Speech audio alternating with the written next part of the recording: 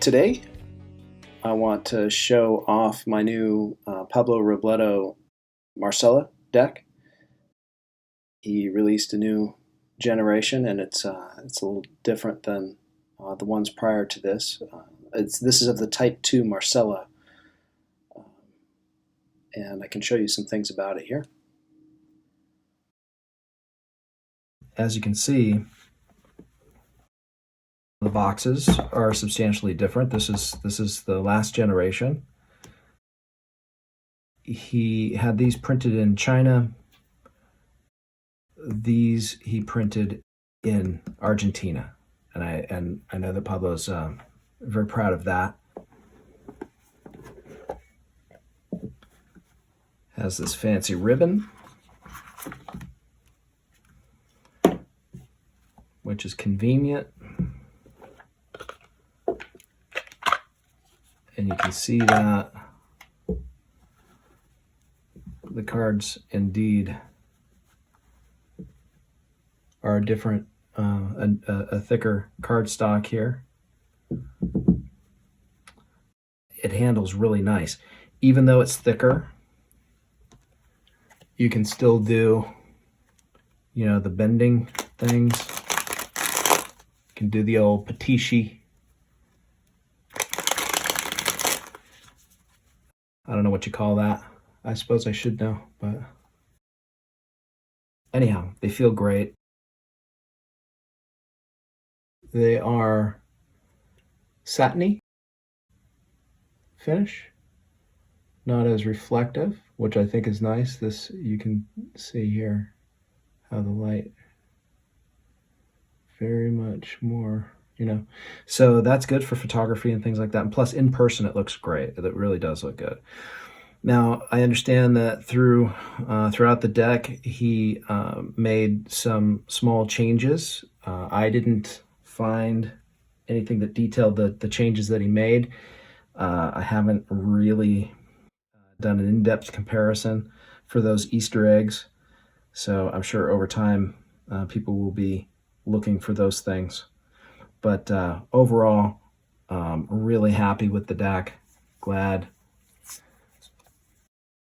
that I made the investment and waited for it. I believe there are some still available. It's through Magia Libros in Arcana, and they're in Argentina. So there will be some freight costs if you're having it shipped to other parts of the world. But it was worth it. So what was a pleasant surprise is the little white book that accompanies this deck is very good. Let's just say that most little white books don't stand the test of time very well. And when we appreciate them, when we talk about them, there's always a bit of this nostalgic, fondness for. They can be quite revealing about the misconceptions or the antiquated thought, let's say from the 60s, 70s, 80s, 90s. Things have developed and changed a lot since then. And so nowhere in the tarot is it more obvious than in the little white books that history leaves behind as a paper trail. Mostly because they're trying to say so much in such little time. And they wanted to sell the product so much, and they definitely oversold on the mysticism, in my opinion. That's my opinion. Anyways, that's tangential a little bit. Unless it is to say that this book doesn't really do that. There's some wisdom here, and it's kind of nice. And especially true is that if somebody was getting this as their first Marseille deck, this, I believe, Pablo sets the mindset to a space that is appropriate to for the introduction of the Marseille in a way that I don't think I've seen anywhere else. He delivers a feeling and an openness about about approaching the cards that I think is very important, especially in the beginning. There is this one bit. There's a bit of a typo. He does say it twice. So he did do the requisite typo, being that he said his my favorite paragraph in the thing twice. One way to get to know the cards better is to be able to approach them from a vision without preconceptions. An empty mind, a Zen mind.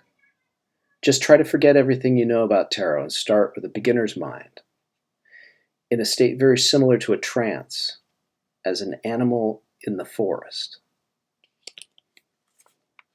That's beautiful. If I had only known that when I first picked up the tarot. So, and there's actually a lot more information than that, and he's got a cool perspective. So that was a pleasant little surprise there. So I'd like to do a reading with it now.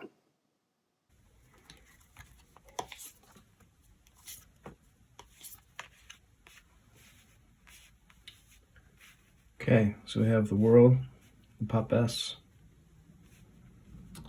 and Le Batilleur, or the Magician. I call this the X Factor. We have 2 X's and an I, 2 I's and an I. We have a woman in a mandorla, a wreath, an almond-shaped wreath. She holds a wand in her left hand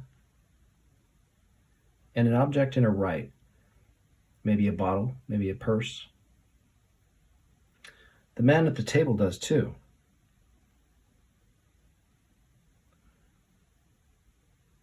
He has a wand here, and then he has a marble in his right hand. However, he does have a purse on the table.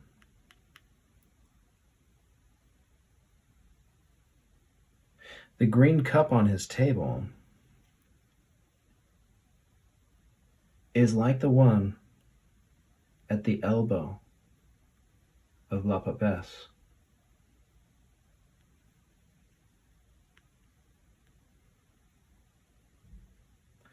The magician seems to have an assemblage of parts with the intent of learning how the world works.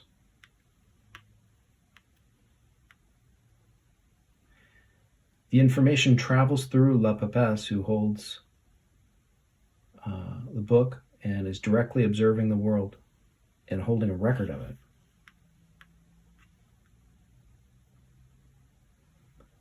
The magician looks over her shoulder, reading the instructions,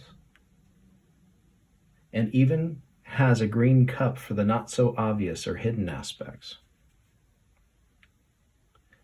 A green natural element, that which is essential yet cannot be written, perhaps.